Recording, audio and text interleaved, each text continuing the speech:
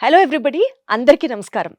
యూజువల్‌గా ఒక డాక్టరు ఎందుకైనా మంచిది ఒక ఏజ్ లిమిట్ దాటిన తర్వాత కొన్ని టెస్టులు చేయించుకుంటే మీ వెల్ బీయింగ్ కోసం ఇది చాలా అవసరము. ఇన్‌ఫాక్ట్ ఒక ప్రాబ్లమ్ వచ్చాక దాని రిలేటెడ్ టెస్టులు చేయించుకొని అప్పుడు పానిక్ ఫీల్ అవ్వకుండా మెయింటెనెన్స్‌లో 30 ప్లస్‌లోనో, 40 ప్లస్‌లోనో ఒక సెట్ ఆఫ్ హెల్త్ టెస్టులు చేయించుకుంటూ ఉంటే అది డెఫినెట్‌లీ చాలా హెల్ప్ అవుతుంది అని చెప్పారే అనుకోండి. వాళ్ళు అలాగే చెప్తారులే డాక్టర్లు. వాళ్ళదేం పోయింది, ఊరికనే ఎందుకు చేయించుకోవాలి టెస్టులు? అనవసరంగా లేనిపోనివి, ఉన్నవి లేనివి ఆ టెస్టుల్లో బయటపడితే అప్పుడు భయపడి చావాలి. ఎందుకొచ్చింది? మేము చేయించుకోమని అంటూ ఉంటారు. కానీ నిజానికి అలాంటి వాళ్ళలో కొంతమందికి ఏదన్నా ఒకటి డయాగ్నోస్ అయిందనుకోండి, చేతులు కాలాక ఆకులు పట్టుకొని కూడా యూజ్ ఉండలేకపోయిన సిట్యుయేషన్స్ కూడా బోలెడుంటాయి. వీటి గురించి కాస్త డీటెయిల్‌గా మాట్లాడుకుందాం. మిమ్మల్ని భయపెట్టాలనో, లేకపోతే ఎక్కువగా పానిక్ ఫీల్ చేయాలనో కాదు. But let us know how this will help you know last మినిట్‌లో మనం పొరపాటున అయ్యో! ముందర చేసుండాల్సిందే ఈ పని అని అనుకునేలాంటి కొన్ని సిట్యుయేషన్స్‌ని డిస్కస్ చేద్దాం. బికాజ్ ఆయన క్లినిక్‌లో, ఆయన ప్రాక్టీస్‌లో చాలా మందిని పేషెంట్స్‌ని చూస్తూ ఉంటారు కదా! So let us hear through him. మనతో పాటు ప్రముఖ గ్యాస్ట్రోఎంట్రాలజిస్ట్ ఉన్నారు డాక్టర్ రవికాంత్ గారు. ఆయనతో మాట్లాడదాం. సార్ నమస్తే. నమస్తే నేను చెప్పింది కరెక్టేనా సార్? కరెక్టే. చెప్పండి సార్. మీ ఎక్స్‌పీరియన్స్‌లో కొన్ని సిట్యుయేషన్స్ షేర్ చేసుకోండి సార్. ఇప్పుడు యాక్చువల్‌గానండి కొన్ని హెల్త్ చెకప్స్ అని ఉంటాయి. సో, ఒక 45 ఏళ్ళు, 50 ఏళ్ళు దాటిన తర్వాత కొన్ని టెస్టులు రెగ్యులర్‌గా చేసుకుంటే మంచిది అనేది ఉంటుంది. సో, 2 రకాల పద్ధతులున్నాయండి. కొంతమంది చాలా జాగ్రత్త పరులుంటారు. సంవత్సరానికి ఓసారి వెళ్ళిపోతారు. సరే అన్ని టెస్టులు చేసేసేయండి, ఏవేవి అవసరమో అన్నీ చేయించేసేయండి. అన్నీ చేయించేసుకున్నానని చెప్తారు. మళ్ళీ హ్యాపీగా వచ్చి మొత్తం చెకప్ చేయించేసుకున్నానని హ్యాపీగా ఉండేవాళ్ళు ఉంటారు. అన్నీ నార్మలే ఉన్నాయి. యూజువల్‌గా 100 మంది చేస్తే 99.9% అన్నీ నార్మలే ఉంటాయి. ఎందుకు? ఆయనకేం జబ్బొచ్చి ఎళ్ళట్ల. జనరల్ చెకప్‌కెళ్ళారు. కాబట్టి జనరల్ చెకప్‌లో యూజువల్‌గా ఏమి పెద్ద తేడాలుండవు. చిన్న చిన్న తేడాలుంటే వాటినన్నీ మనం ఎక్కువ పట్టించుకోవాల్సిన అవసరం కూడా ఉండదు. మనం నా హైట్‌కి నేను 78 కేజీలు ఉండాలనుకోండి. 79 ఉంటే రిపోర్ట్ అబ్నార్మల్ కింద లెక్క. హ్మ్. కానీ దానికి విలువ ఉందా? విలువ లేదు. అదే నేను 150 కేజీలు ఉంటే that is something difference. So 2 abnormal రిపోర్ట్సే. మీకు అర్థమైందా? అర్థమైంది సార్. అసలు వెయిట్ అనేది నార్మల్ 78 అనుకోండి. నేను 79 ఉంటే అబ్నార్మల్ రిపోర్ట్. రెడ్ మార్క్‌లో రావచ్చు అది. హ్మ్. 150 ఉన్న రెడ్ మార్క్ వస్తది. హ్మ్. దీనికి దానికి 2 అబ్నార్మల్ అనుకుని ఏడుస్తూ కూర్చుంటే హ్మ్. ఇప్పుడు వెయిట్ అంటే 78కి 79 ఉన్నా ఏం పర్లేదని మీ అందరికి తెలుసు. అదే కొలెస్ట్రాల్ 100 ఉండాలి. 110 ఉందనుకోండి. You start. అది రెడ్ ఫ్లాగ్‌లో వస్తది. ఎల్‌డీఎల్ కొలెస్ట్రాల్ 100 ఉండాల్సింది 110 ఉందనుకోండి. రెడ్ ఫ్లాగ్‌లో వస్తది. అయ్య బాబోయ్ అని బెంబేలెత్తిపోక్కర్లా. హ్మ్. సింపుల్ జాగ్రత్తలు చేసుకుంటే అట్లా అరే ఏదో ఒకటి భయపడితే నా మనశ్శాంతి కోల్పోతానని చాలా మంది చేయించుకొని వాళ్ళు ఉంటారు. హ్మ్. సో ఇలా నేను చెప్పినట్టు టైం టు టైం సంవత్సరానికి ఒకసారన్నా జనరల్ చెకప్ లా చేయించుకుందాం అని వచ్చేవాళ్ళు 100 మందిలో లెస్ దాన్ 10% ఉంటారండి. 5% ఉంటారనుకోండి. సో కానీ కొన్ని టెస్టులు 40 ఏళ్ళు 50 ఏళ్ళ తర్వాత ఎందుకు చేయాలనేది నేను చెప్తాను. సో ఒక పేషెంట్ ఉన్నారండి. 6 నెలల కిందకు మన దగ్గరికి వచ్చారు. సో ఇప్పుడు ఎప్పుడు కూడా వాళ్ళ పనులు వాళ్ళ పిల్లలు వాళ్ళు ఎలా వాళ్ళ వెనకాలే పడతారు కానీ వాళ్ళని వాళ్ళు ఒక్కోసారి పట్టించుకోరనమాట. సో ఒక 7-8 ఏళ్ళు వరకు ఏ టెస్ట్ చేయించుకోవాల. సో మనకి ఊరికే ఫోన్ చేసి ఏదో కంప్లైంట్ చెప్తా ఉంటారు. సరే ఇక్కడ గ్యాస్ లాగుంది, అక్కడ గ్యాస్ లాగుంది, ఏదో ఒకటి టాబ్లెట్ చెప్పండి అంటారు. ఏదో ఒకటి చెప్తాము. ఇట్లా కాదండి ఊరికే చేస్తున్నారు. ఫస్ట్ వెళ్ళి ఒక స్కానింగ్ చేయించుకుని రిపోర్ట్ పెట్టండి అని చెప్పాం. హ్మ్. చెప్తే దాంట్లో 20 సెంటీమీటర్ల గడ్డ, ఇంత పెద్ద గడ్డ ఉంది. సో అదే అంటే ఒక 8 ఏళ్ళు నుంచి ఒక్క స్కాన్ చేయించలేదు. అల్ట్రాసౌండ్ స్కాన్, సౌండ్ వేవ్స్‌తో చేసే స్కాన్ ఒక్క సైడ్ ఎఫెక్ట్ లేదు. It is not CT scan. So ultrasound scan అనేది చేయించుకుంటే ఎంత అవుతుంది? మహా అయితే 1200. మనకి సంవత్సరానికి ఒకసారి చేయించుకున్న 40 ఏళ్ళు దాటిన తర్వాత ఇప్పుడు 20 ఏళ్ళోళ్ళకి క్యాన్సర్ రావు కదా! 40, 50, 60 ఏళ్ళు దాటిన వాళ్ళకి యూజువల్‌గా వయసు ఎక్కువైన వాళ్ళకే క్యాన్సర్‌లు ఎక్కువ వస్తుంటాయి. సో క్యాన్సర్ అయ్యి ఉండొచ్చు, నాన్ క్యాన్సర్ అయ్యి ఉండొచ్చు. అంత పెద్ద గెడ్డ అంతవరకు పెరిగే వరకు కూడా మనకు తెలియలేదు కదా! అదే ఇప్పుడు అంత పెద్ద గెడ్డ తీయాలంటే పొట్టంతా కొయ్యాలి. లేదంటే అది అసలు ఏం గెడ్డ, క్యాన్సర్ గెడ్డ, నాన్ క్యాన్సర్ గెడ్డ, క్యాన్సర్ గెడ్డ అనేది మళ్ళీ ఇంకా ఫర్దర్ టెస్టులు చేసి చూస్తాం. సో మనకి అంత పెద్దదాన్ని హ్యాండిల్ చేయటం కూడా కష్టం కదా! ఇప్పుడు రియల్‌గా ఏ ఫైనల్ స్టేజ్ క్యాన్సర్ అని వచ్చిందనుకోండి. ఒకవేళ ఆపరేషన్ చేసి తీసినా ఒక్కోసారి కంప్లీట్‌గా క్యూర్ అవ్వచ్చు, క్యూర్ అవ్వకపోవచ్చు. హ్మ్. మనకి సరే ఆపరేషన్ చేయించుకుంటాం, పెద్ద కోతన్నా చేయించుకుంటాం, కానీ క్యూర్ అవుతే అనే గ్యారంటీ అనేది ఉండదు. సో ఆ పేషెంట్కి ఏంటంటే అది క్యాన్సర్ అని వచ్చింది. అయ్యో! సో ఇప్పుడు ఇప్పుడు చూడండి ఎంత అన్యాయం జరిగిపోయినట్టు.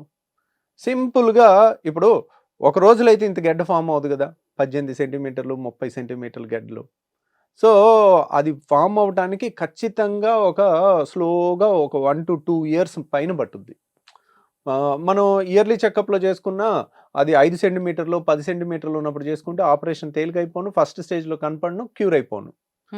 సో అలాని నేను ఇంకా మరీ ఎక్స్ట్రీమ్గా వెళ్ళి సిటీ స్కాన్ చేయించేసుకుంటాను, ఎంఆర్ఐ స్కాన్ చేయించేసుకుంటాను, ఆ స్కాన్ చేయించేసుకుంటాను, ఈ స్కాన్ చేయించుకుంటాను, ఇలాంటి నాన్ సెన్స్ స్కాన్లన్నీ కూడా అవసరం లేదు. అవన్నీ కాస్ట్లీ టెస్ట్లు. ఇప్పుడు ఒక సిటీ స్కాన్ అంటే 8,000 అవుతుంది, ఒక ఎంఆర్ఐ స్కాన్ అంటే 8,000 అవుతుంది. అనవసరంగా మీరు డెసిషన్స్ తీసుకోకూడదు.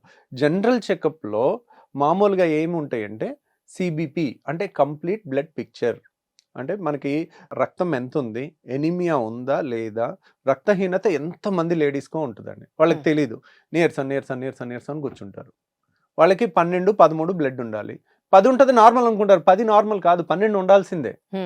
వాళ్ళకి ఆ 10 ఎందుకు ఉందని చూస్తే ఐరన్ లోపం ఉంటుంది. ఐరన్ లోపం వల్ల నీరసం నీరసం నీరసం అంటారు, పనులు సరిగ్గా చేసుకోలేరు. సో మనం దాన్ని బట్టి ఐరన్ టెస్ట్ ఒకటి చేసుకుంటాం, B12 టెస్ట్ ఒకటి చేసుకుంటాం.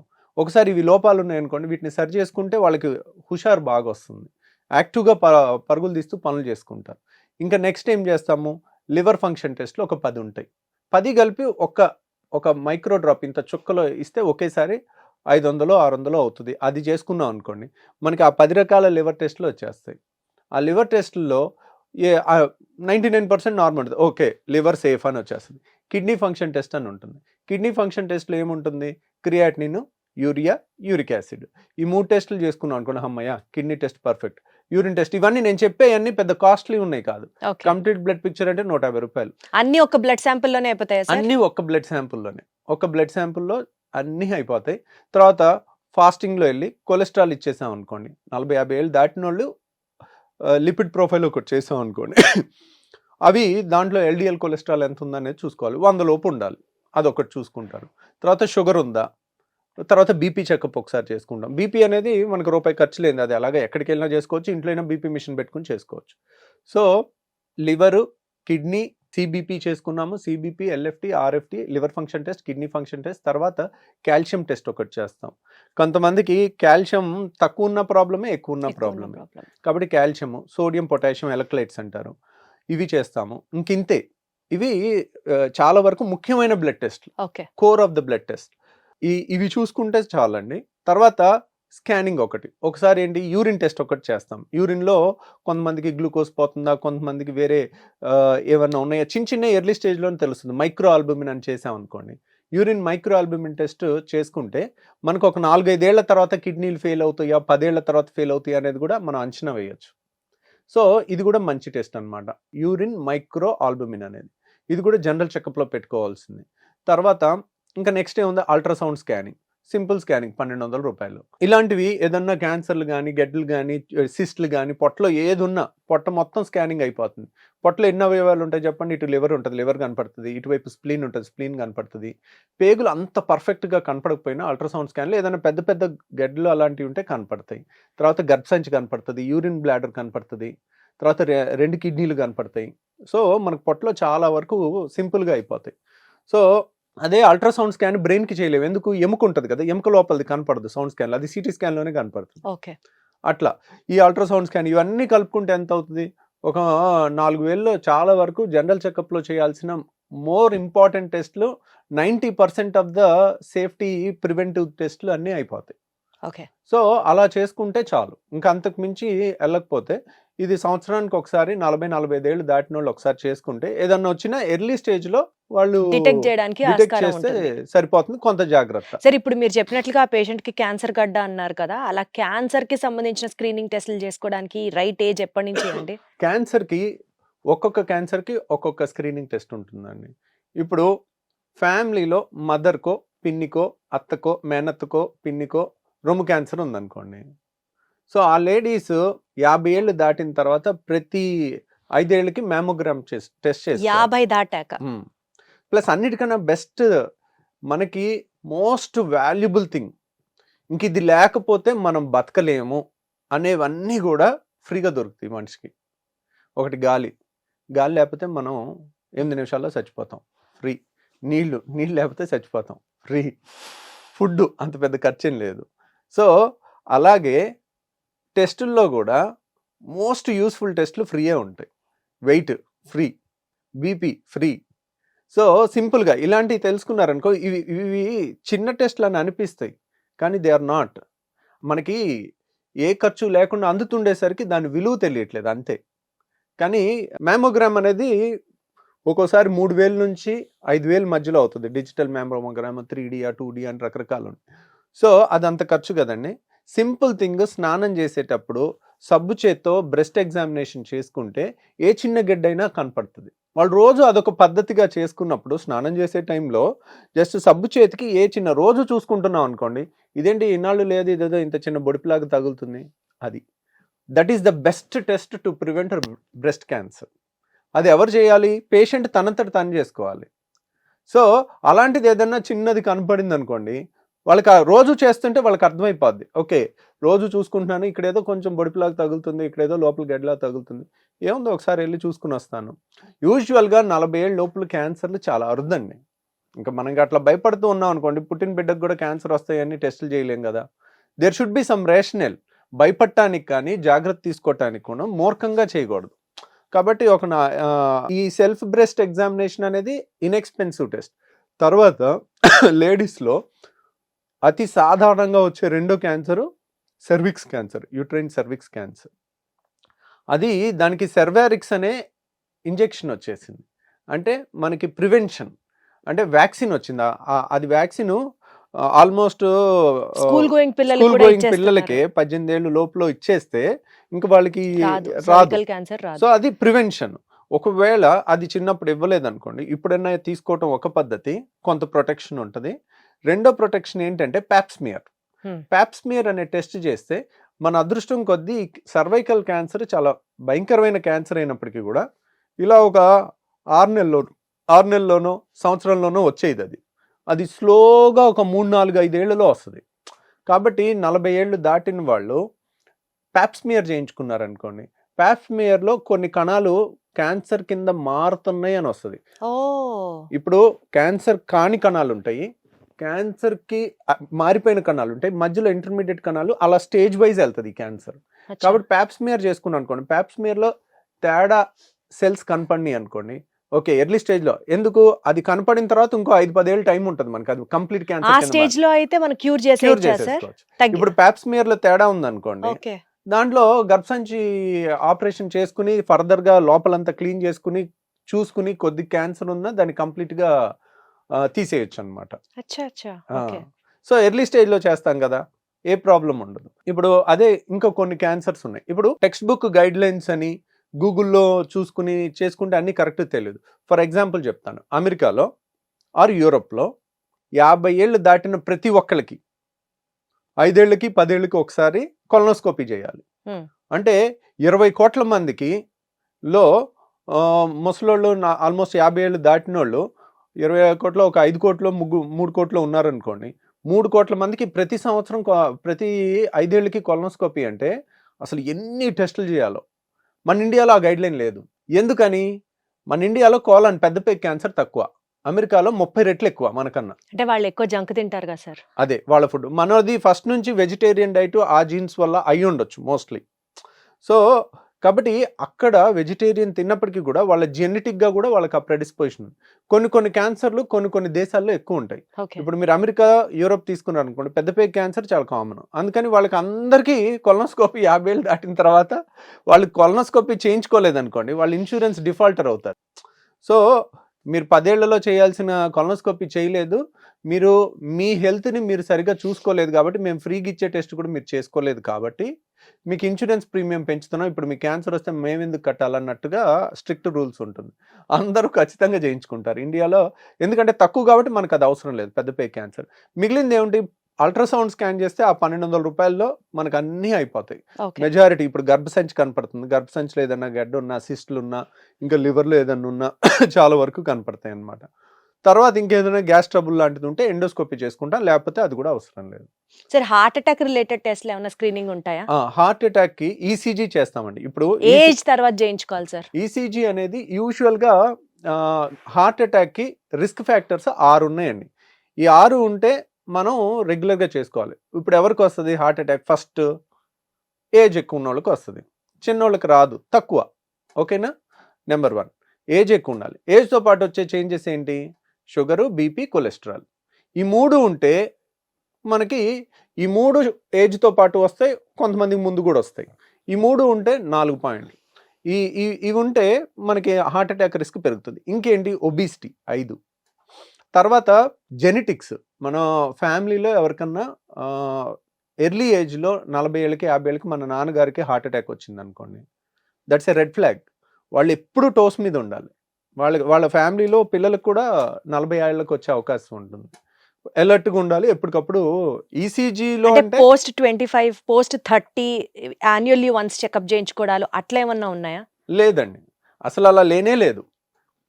అలా ఇక 25 ఏళ్ళకి 30 ఏళ్ళకి ఇంకొకటి అతి ముఖ్యమైన రిస్క్ ఫ్యాక్టర్ 6 చెప్పాను కదా. ఇప్పుడు ఏజ్, షుగర్, బీపీ, కొలెస్ట్రాల్, తర్వాత ఒబిసిటీ, తర్వాత జెనెటిక్స్ అంటే ఫ్యామిలీలో ఎవరికన్నా ఉందా లేదా, అంటే యంగ్ ఏజ్లో. మన సపోజ్ మీ ఫాదర్కి 85 ఏళ్ళకి హార్ట్ అటాక్ వచ్చింది అనుకోండి, it doesn't make any sense. తనకి 55 ఏళ్ళకి 50కి 49కి వచ్చింది అనుకోండి, మనం జాగ్రత్తగా ఉండాలి.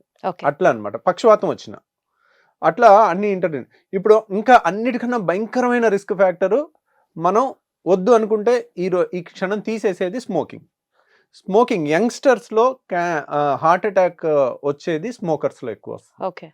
మీరు జెనెటిక్స్లో వచ్చేది దానికన్నా స్మోకింగ్ వల్ల వచ్చేది చాలా ఎక్కువ. ఫస్ట్ 40 ఏళ్ళకి హార్ట్ అటాక్ వచ్చింది అనగానే ఫస్ట్ అడిగే క్వశ్చన్ స్మోక్ చేస్తారా? స్మోకింగ్ ఈ 6 రిస్క్ ఫ్యాక్టర్లు ఎంత డేంజరో అంతకన్నా 10 టైమ్స్ రిస్క్ అనమాట.